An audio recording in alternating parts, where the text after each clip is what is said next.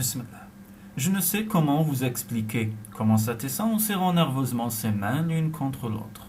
Je ne voulais pas, je regrette enfin. Elle ne pouvait souhaiter que cette merveilleuse expérience n'eût pas eu lieu. Je vous en prie, fit-elle d'une voix plus ferme, oubliez cette scène. Non, je n'oublie jamais une voix de cette qualité. C'est vous que nous avons entendu derrière la porte le jour de l'audition, n'est-ce pas? Il attendit un instant, devant le mutisme de la jeune fille, il reprit. L'une d'entre vous, ou les deux, a compris que je n'accorderai guère d'importance à votre sœur si je vous entendais chanter. Comme elle était décidée à avoir sa chance. Mais elle la mérite, intervint Tessa avec une sorte de passion. Je ne pouvais tout gâcher. Elle a du charme, elle est douée pour la scène. Moi, je suis infirme et sans espoir. Continuez, dit-il tranquillement. Vous ne comprenez pas. Vous n'aviez aucune raison de m'entendre. Je ne voulais pas passer d'audition. Cela ne m'aurait rien apporté. Et cela lui aurait fait du tort. D'ailleurs, vous lui avez donné le rôle. Elle en est digne. Ne vous mettez pas en colère. Je ne suis pas en colère, dit-il doucement. Tessa, surprise, battit des cils.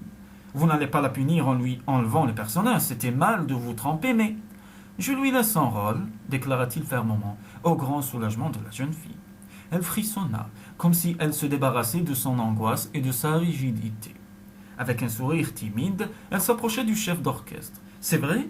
murmura-t-elle. « Mais oui, nous avons bien assez de soucis comme ça.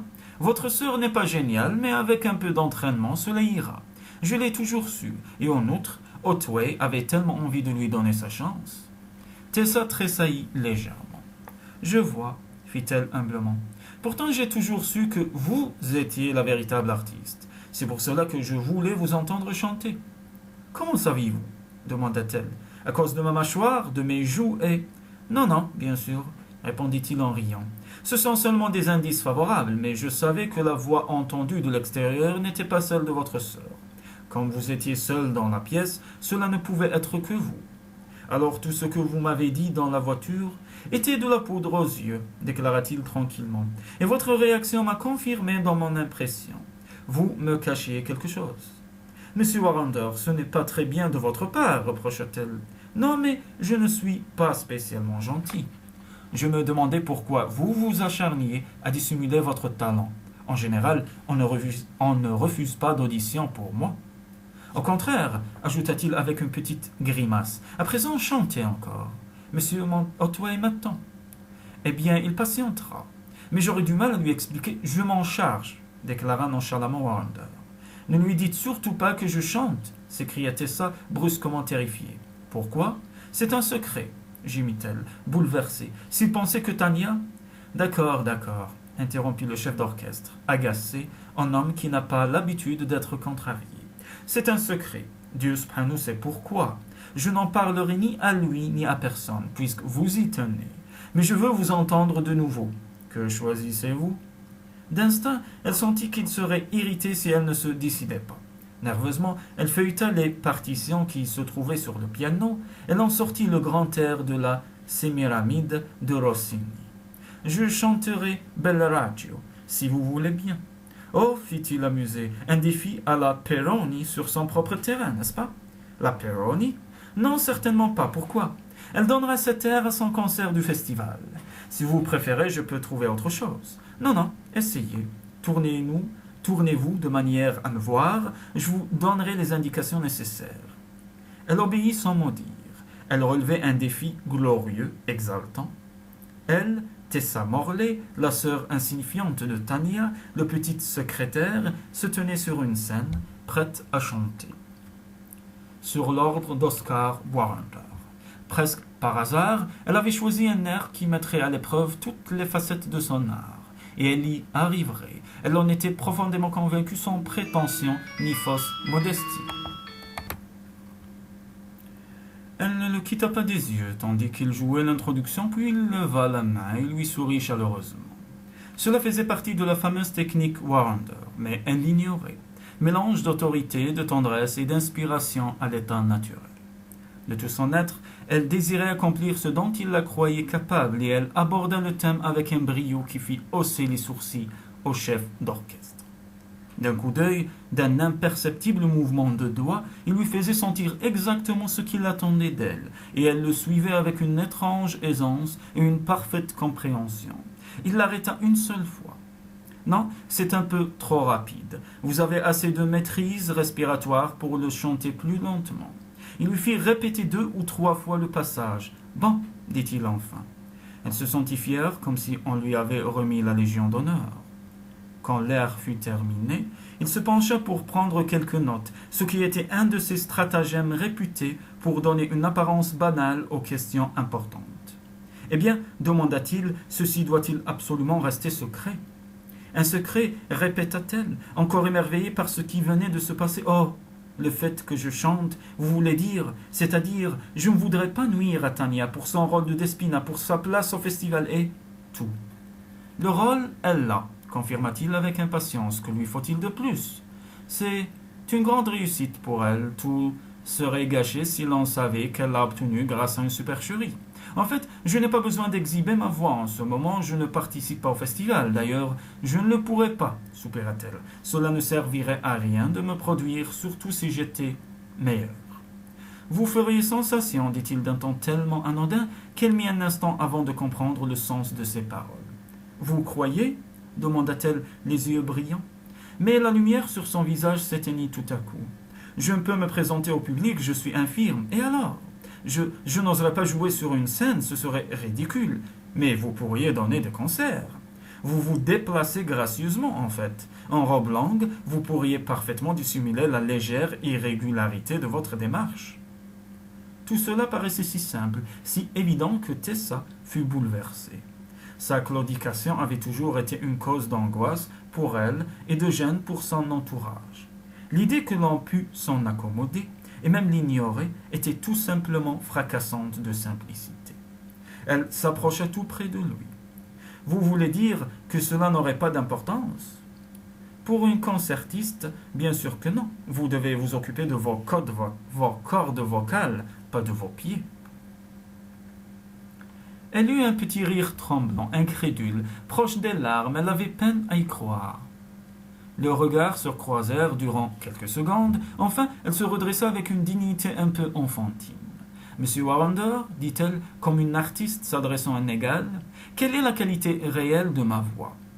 Il ne répondit pas tout de suite. Il l'observait de ses yeux brillants, avertis, légèrement cyniques. « Je ne sais pas, dit-il enfin, cela dépend de tant de facteurs. Dieu subhanahu donne la voix, mais la motivation, l'inspiration et le travail font un artiste. Je ne connais encore ni votre intelligence, ni votre capacité d'effort.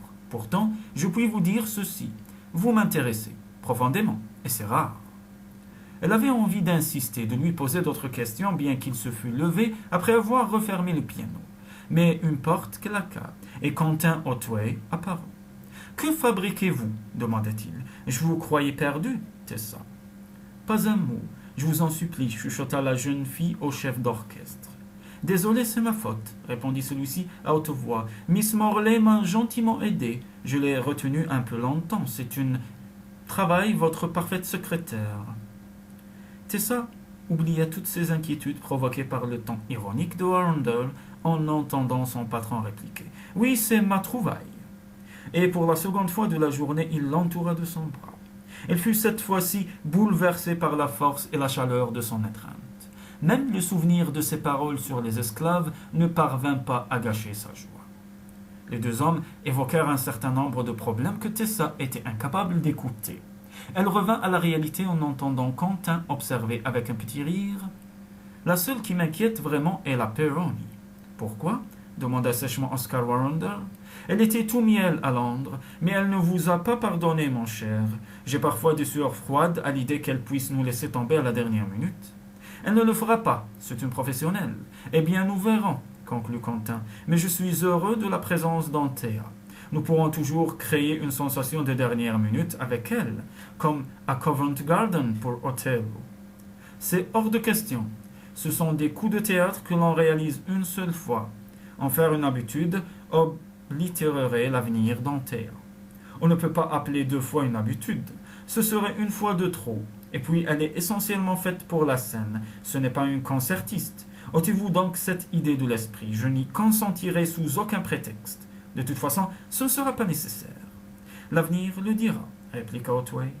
Ils sortirent de la grange et se dirigèrent vers le manoir à travers le parc romantique et odorant dans la nuit. Tessa se croyait dans les jardins de l'Éden. Peut-être le serpent s'y trouvait-il. Mais pour l'instant, elle pensait à deux choses seulement. La scène avec Oscar Warrender et l'attitude de son patron envers elle. Ils se séparèrent avant d'atteindre la maison. Warrender emprunta le chemin qui menait à son appartement.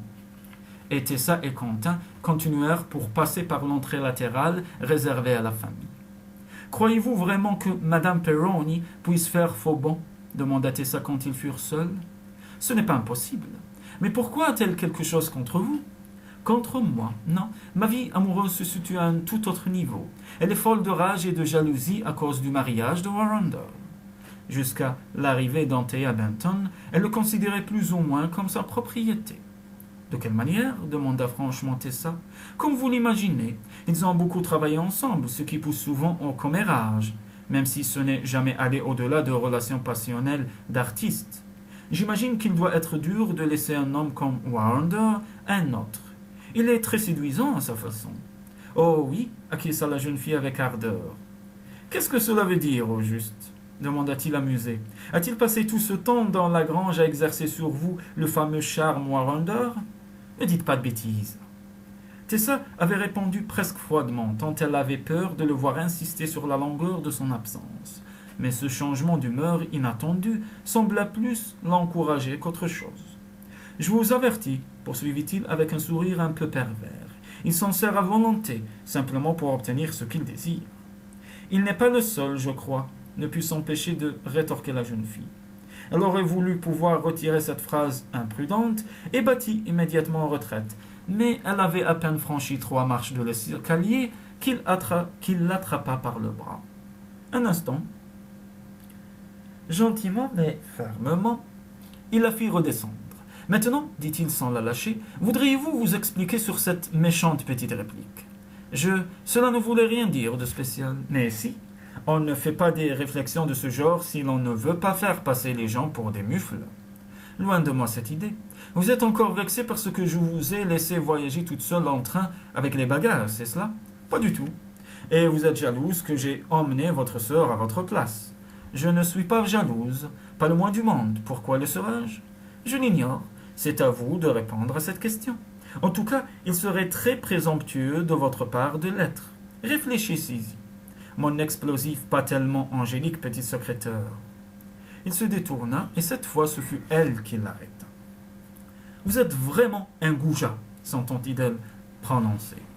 Il lui fit face, l'observa un moment, puis, comme irrésistiblement attiré vers elle, il revint sur ses pas d'un air menaçant qui donna à la jeune fille une affreuse envie de fuir. Mais elle ne bougea pas, bien qu'elle se sentît pâlir. « Pourquoi ?» demanda-t-il presque courtoisement. Vous profitez de tous les avantages de votre position de force, et vous satisfaites votre orgueil en me donnant l'impression que je suis toute petite. Je ne vous suis pas. » Il s'exprimait toujours calmement, mais ses yeux lançaient des éclairs. « Vous le savez parfaitement, je suis obligé d'accepter presque tout de vous, puisque vous êtes mon patron. Et de toute façon, vous êtes un homme en vue, couvert de succès. Moi, je ne suis qu'une fille insignifiante. Cependant, vous ne supportez pas l'idée de vous être excusé auprès de moi ce soir. Cela vous est resté sur le cœur. Vous détestez reconnaître vos torts, n'est-ce pas? Vous avez envie de me gifler à cause de cela ?» Un instant, elle crut discerner une lueur amusée dans ses yeux. « Aimeriez-vous savoir, dit-il lentement, ce que j'avais envie de faire pendant que vous me sermonniez sur mes mauvaises manières, dans mon propre bureau ? » Oui, dit-elle, avec une pointe de défi en croisant ses mains dans son dos. « Alors vous l'aurez cherché, dit-il doucement, et lui prenant le visage entre ses mains, il l'embrassa sur les lèvres.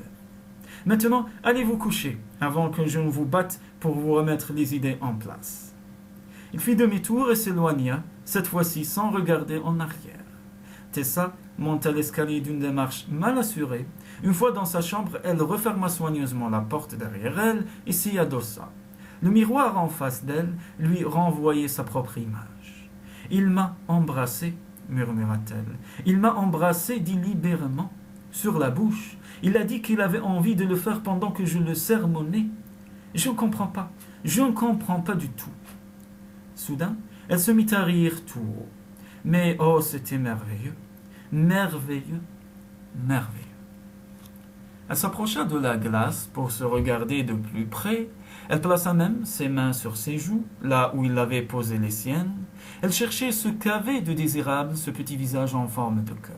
« Je ne suis même pas vraiment jolie, dit-elle en secouant la tête. Étonnée, je ne suis pas à moitié aussi belle que Tania. L'a-t-il embrassée, elle aussi, durant leur long voyage en voiture? Le sourire s'éteignit, tandis que cette possibilité s'imposait à elle. À cet instant précis, on frappa légèrement à la porte. « Entrez, dit-elle, s'attendant à voir sa sœur. Mais ce n'était pas Tania. Anthea se tenait sur le seuil avec son chaleureux et délicieux sourire, qui avait su séduire le froid et réserver Oscar Wilde. « Je vous dérange? Puis-je entrer pour bavarder un peu ?»« Bien sûr, avec plaisir, répondit Tessa ravie. Asseyez-vous, que puis-je pour vous ?»« Rien du tout, s'écria Anthea en riant. J'avais seulement envie de vous voir. J'espère que vous n'en voudrez pas à mon mari. Mais il m'a raconté la scène de la grange. Oh, il ne devait en parler à personne. C'est vrai, il me l'a dit, mais comme je suis sa moitié, cela ne compte pas. Tessa eut un petit rire contraint. Vous ne le répéterez surtout pas, n'est-ce pas? Mais non, bien sûr. Cela doit rester secret, je le comprends bien. C'est à cause de votre sœur? Pourtant, il fallait que je vienne vous voir. C'est tellement passionnant, la découverte d'une belle voix. Dès qu'Oscar est rentré, j'ai su qu'il était arrivé quelque chose de fantastique. J'ai du mal à croire que ma voix ait fait cet effet à Oscar Wilde. Si, les voix pour mon mari, ce sont les pépites du chercheur d'or. La joie de la découverte, la réalisation de la beauté intrinsèque, le désir de la développer, l'améliorer, de mettre sa valeur réelle à l'épreuve. Je vous assure, il n'y a rien de semblable pour un véritable amoureux du chant. Tessa rit encore, incrédule, ravie et un peu nerveuse. « J'adore vous entendre parler ainsi, déclara-t-elle, mais cela me fait un peu peur. Monsieur Warrender gardera réellement le secret pour l'instant, n'est-ce pas ?»« Absolument, promit Anthea, ne vous inquiétez pas. Tout le monde, y compris Oscar, est tellement absorbé par le festival en ce moment que vous n'avez rien à craindre. Même certaines de mes leçons en pâtissent. Pourtant, je travaille avec ardeur. On ne me laisse pas un moment de tranquillité avec cela. C'est ce que je vous envie le plus, je crois, fit Tessa en souriant à la jeune femme. Mes exercices vont terriblement me manquer durant les prochaines semaines, mais il n'y a rien à faire. Je ne peux pas prendre le risque de chanter dans cette maison. Sauf si vous venez dans mon appartement. C'est une des raisons de ma visite ce soir. Les vocalises en provenance de cette partie de la demeure me seront systématiquement attribuées. Oh, comme c'est gentil à vous. Mais ce n'est guère possible, en fait. D'abord, je craindrais de déranger monsieur... Au contraire, l'idée vient de lui. Vraiment. Oui, je pense qu'il ne veut pas vous perdre de vue. D'ailleurs, il sera souvent absent pour des répétitions. Si vous parvenez parfois à vous libérer des griffes de votre tyran. Mon quoi? S'indigna Tessa en riant. Oh, ma chérie, répliqua Anthea avec un sourire malicieux. Ne nous jouons pas la comédie. J'ai travaillé suffisamment longtemps avec le mien pour en reconnaître la race. J'aime énormément Quentin, mais je suis persuadé qu'il vous tyrannise. Pas la peine d'expliquer. Les génies sont ainsi, à la fois anges et démons. Et de toute façon, ce sont eux qui commandent. Tessa réfléchit un instant avant de demander gravement. Quentin Otway est un génie, à votre avis? À sa manière, oui. C'est pourquoi Oscar s'entend si bien avec lui. Les génies ne se heurtent-ils pas au contraire? S'étonna la jeune fille. S'ils ont le sens pratique, non. Quentin et mon mari sont des êtres essentiellement pratiques, des hommes de théâtre avant tout et par-dessus tout. Ils ont une vue globale, mais ils savent aussi comment les choses se passent. Cela doit être rare, non? Dit Tessa, toute fière de son patron. Très, d'après Oscar. C'est l'inconvénient des jeunes gens trop intelligents de nos jours. Tout ce qu'ils souhaitent, c'est lire dans les journaux le tableau donné par M. Untel de la Renaissance italienne ou de l'Allemagne médiévale était extraordinaire. Alors que pour mon mari, le problème le plus important est toujours « Cela est-il possible en termes de musique et de théâtre ?» Elle imitait l'intonation parfois désagréable de son prestigieux époux, et Tessa ne put s'empêcher de rire. Vous le comprenez bien, n'est-ce pas dit-elle avec un regard un peu timide, mais amical à la jeune femme. Non, partiellement, je l'avoue, mais je l'adore, ce qui simplifie tout. Oui, c'est certain, acquiesça Tessa comme pour elle-même. Puis, se reprenant, elle ajouta vivement. Je veux dire, je suppose qu'il en est ainsi. Si Anthea remarqua le trouble de la jeune fille, elle n'en laissa rien paraître. Alors c'est entendu. Vous viendrez utiliser mon studio improvisé chaque fois que vous en aurez envie. C'est vraiment gentil à vous, répéta Tessa, mais ce n'est pas absolument indispensable. Il y a d'autres choses. Il est nécessaire de s'exercer, coupa tranquillement Anthea. Oscar le dit toujours, il ne sert à rien de se répéter que tout ira bien à la représentation si l'on n'a pas fourni un travail acharné auparavant. Il a raison, j'en suis certaine. Je voulais seulement dire que, dans mon cas, ce n'était pas de première importance. Je ne suis pas un professionnel, comme vous. Il n'y a pas de représentation pour moi. Qu'en savez-vous fut la réplique inattendue d'Anthea. Mais, fit Tessa un peu déconcertée, c'est un fait.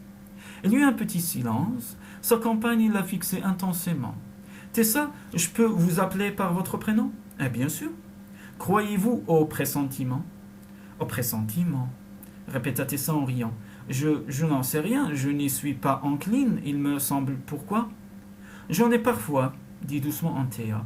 Entre autres, lorsque pour la première fois Oscar est entré dans ma vie, odieux, arrogant et indifférent, il allait me devenir indispensable, je le savais. Et pourtant, je le détestais à ce moment-là. Je sus également que je ferais un succès dans Desdemone, quand il m'a obligé à monter sur la scène de Covent Garden. Eh bien, j'ai une prémonition à votre sujet. Vous devez continuer à travailler votre voix, mais ne me demandez pas pourquoi. Elle était grave, et Tessa ne put écarter ce présage d'un rire insouciant. Je ne vois aucun fondement à cette idée, avoua-t-elle franchement, mais vous êtes terriblement convaincante, Anthea.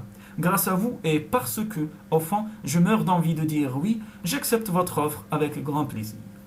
Bon, je compte sur vous pour me faire savoir quand vous aurez du temps. En revanche, je vous promets d'être tout à fait franche et de vous dire si cela me dérange. À présent, je dois partir, il se fait tard, et la journée de demain sera particulièrement chargée. Je ne saurai jamais assez vous remercier.